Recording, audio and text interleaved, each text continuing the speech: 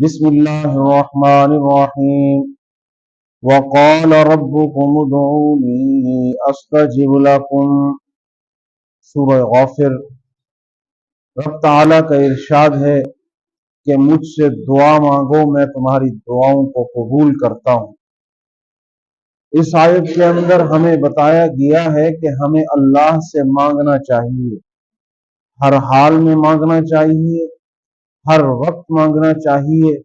جب بھی کسی چیز کی ضرورت پڑے ہمیں اپنے رب کے سامنے اپنے ہاتھ جھولی پھیلا کر اس سے حاصل کرنا چاہیے۔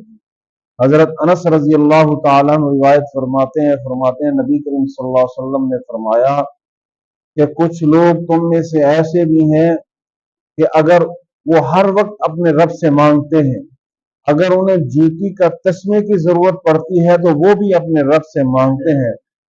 دوسری روایت کے اندر آیا ہے کہ اگر انہیں نمک کی بھی ضرورت پڑتی ہے تو وہ اللہ کے سامنے حالت پھیلاتے ہیں، وہ اللہ سے مانگتے ہیں۔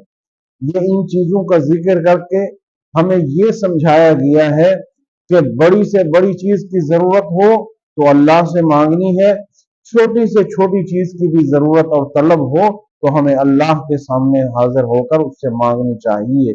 اس سے انسان کی عاجزی اور اللہ کی بے نیازی ظاہر ہو رہی ہے۔ اس آیت کے اندر بھی کہ انسان اللہ کا محتاج ہے اور اللہ بے نیاز ہے، وہ بڑے خزانوں کا مالک ہے، اس کے پاس بے بہا خزانے ہیں، اتنے بڑے خزانے کا مالک ہے۔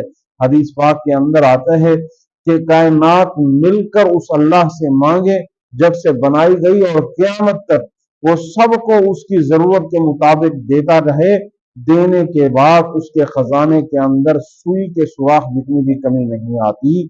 تو وہ اس اتنے بڑے خزانے کا مالک، تو ہمیں اس سے ضرور مانگنا چاہیے۔